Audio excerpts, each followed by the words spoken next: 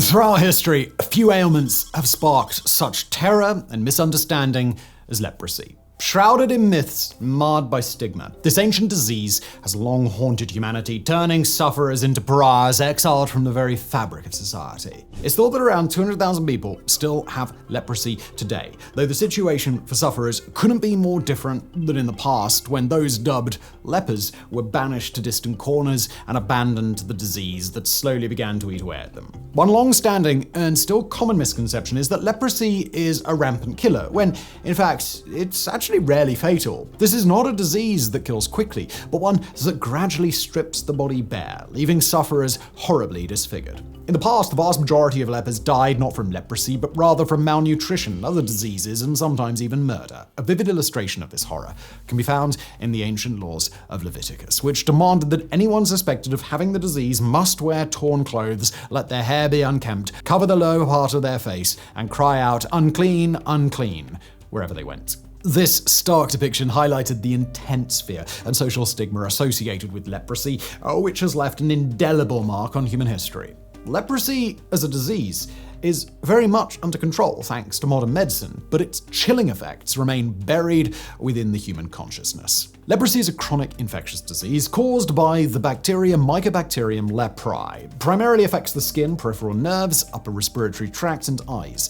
The disease spreads through prolonged close contact with an untreated person, typically via droplets from the nose and mouth. Contrary to popular belief, leprosy is not highly contagious. However, its slow incubation period, ranging from several months to over a decade, complicates early detection and control efforts. This slow progression means individuals can unknowingly harbor and transmit the bacteria for years before any symptoms appear. The effects of leprosy on sufferers devastating. The bacteria primarily targets the peripheral nerves, leading to a loss of sensation and muscle weakness. This nerve damage can result in deformities of the hands, feet, and face, often becoming a source of severe disability. Skin lesions and nodules, another hallmark of the disease, can cause disfigurement and are frequently visible, marking individuals as leprosy sufferers in the eyes of their communities. Throughout history, those afflicted by leprosy have often been ostracized and forced to live in isolation in leper colonies away from society. This isolation was driven by fear and misunderstanding, compounded by the lack of effective treatment until the mid-20th century. The introduction of multi-drug therapy, or MDT, in the 1980s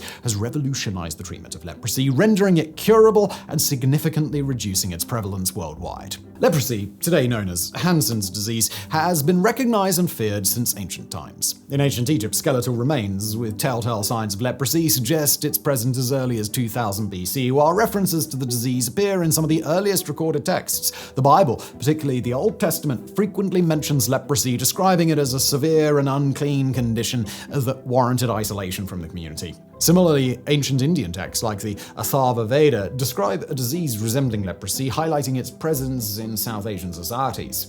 In these early references, leprosy was often seen as a divine punishment or a manifestation of spiritual impurity. This view was pervasive in many ancient cultures, influencing the perception and treatment of those afflicted by the disease, which persists in many ways to this day. Numerous misconceptions clouded the ancient understanding of leprosy.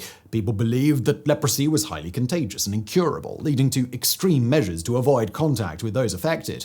Many myths surrounded the origins and transmission of leprosy, but these were often contradictory. For instance, it was sometimes believed to be a hereditary disease, but also a curse from the gods.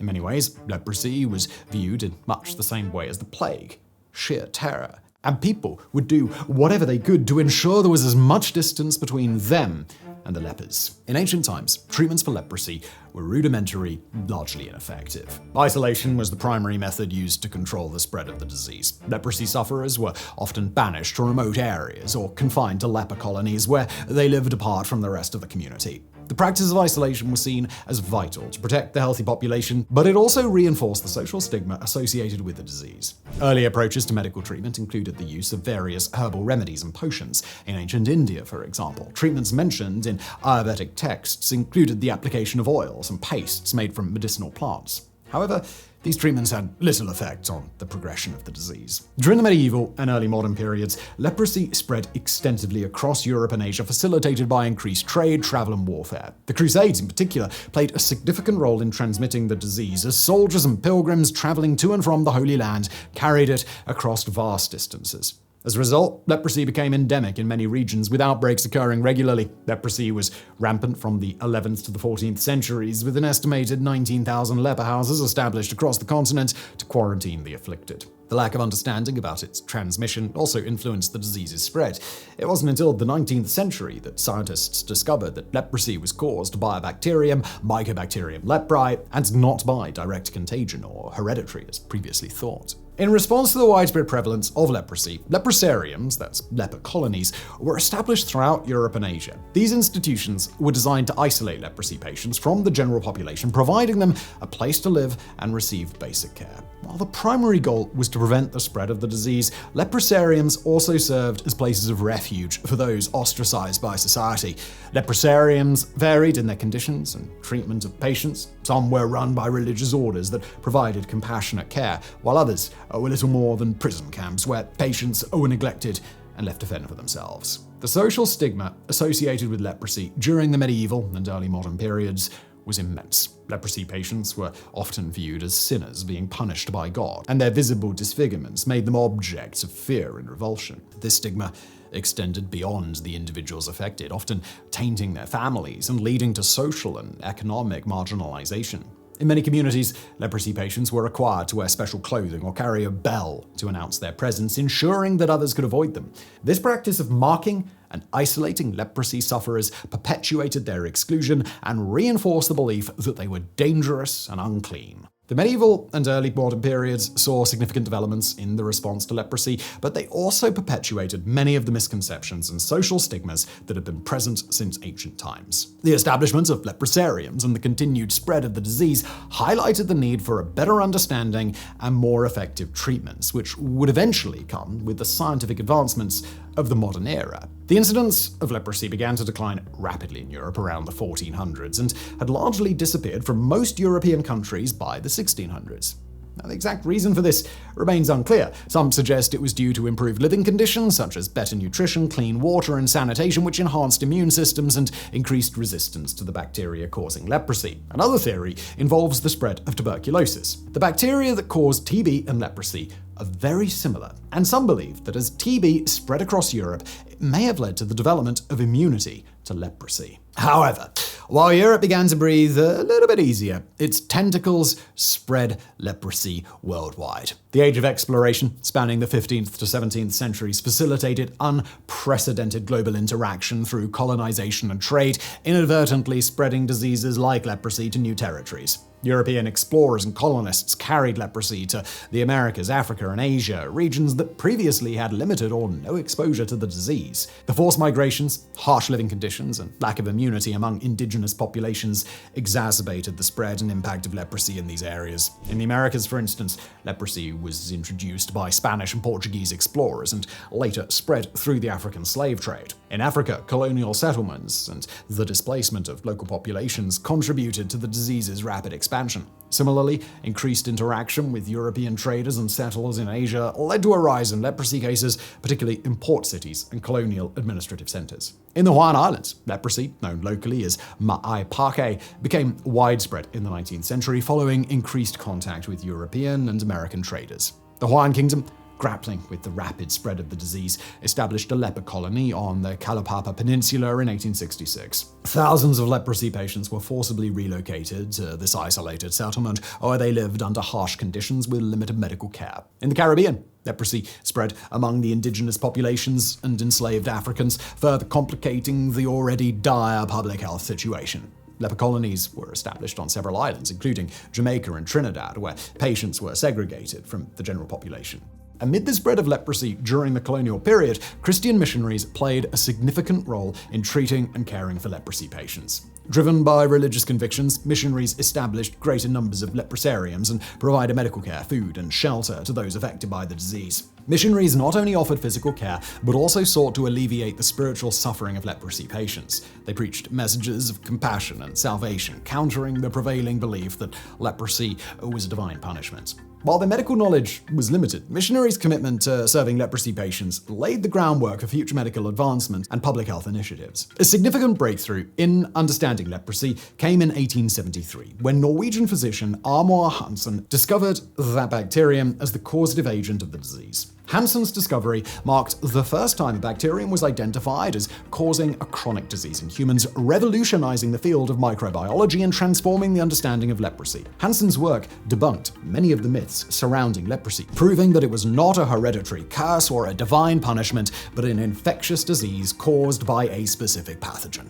This discovery paved the way for more scientific approaches to diagnosing and treating leprosy, shifting the focus from isolation and superstition to medical research and public health measures. The early 20th century saw significant advancements in the treatment of leprosy. Initially, Kalmugra oil, derived from the seeds of the Hynocarpus tree, was used as a treatment. While it offered some relief, its efficacy was limited, and the treatment was often painful and inconsistent. The real breakthrough, though, came in the 1940s with the development of sulfone drugs such as dapsone. These drugs, used in combination therapy, proved to be highly effective in treating leprosy, significantly reducing the bacterial load in patients and halting the progression of the disease. The introduction of multidrug therapy, or MDT, in the 1980s, combining dapsone and rifampicin and clofazimine, further improved treatment outcomes and became the standard of care for leprosy worldwide. The modern treatment of leprosy has vastly improved with the development of MDT, which has become the cornerstone of leprosy management. MDT typically involves a combination of 3 antibiotics: dapsone, rifampicin, and clofazimine. This regimen, administered over 6 to 12 months, is highly effective at killing the bacteria that causes leprosy and curing the patient.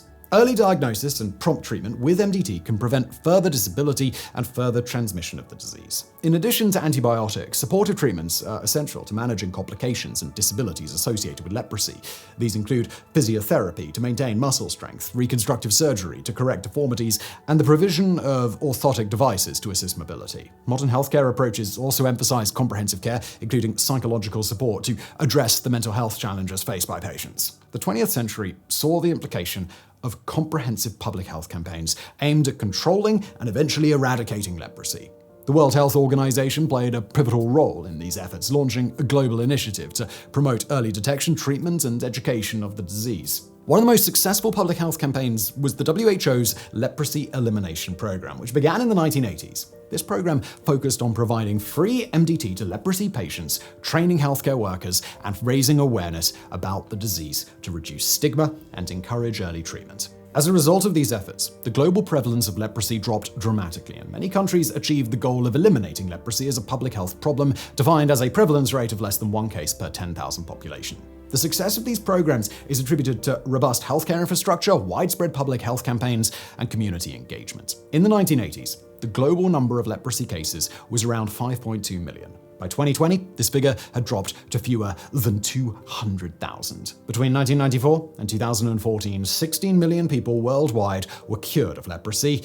But this still is a disease that we humans can't seem to shake. Several countries have successfully eradicated leprosy as a public health problem, but it is still present in at least 120 countries. India has seen a dramatic reduction in cases due to sustained public health efforts, but it still accounts for nearly 2/3 of leprosy sufferers. Brazil and Indonesia have also made considerable progress through comprehensive national programs and emphasizing early detection and continuous treatment, but they still rank as the 2nd and 3rd highest number worldwide. Further, approximately 200 cases are reported annually in the United States, with Central Florida responsible for nearly 20% of the national total. Despite the dramatic success over the decades, challenges remain in reaching remote and marginalized populations where leprosy continues to persist. Ongoing public health efforts focus on maintaining surveillance, improving access to treatment, and addressing the continued social stigma associated with the disease. Leprosy is a disease that always carried a much more negative stigma than it probably deserved. It didn't have the killing power of the plague, of smallpox, or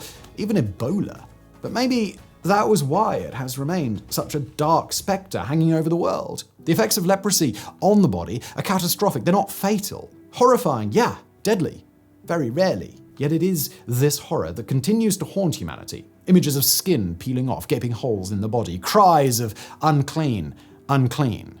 Sometimes the social stigma surrounding a disease is enough to taint it forever. Over 4,000 years after the first recorded case, and decades after it became curable, the word leper still sends a shiver down the spine.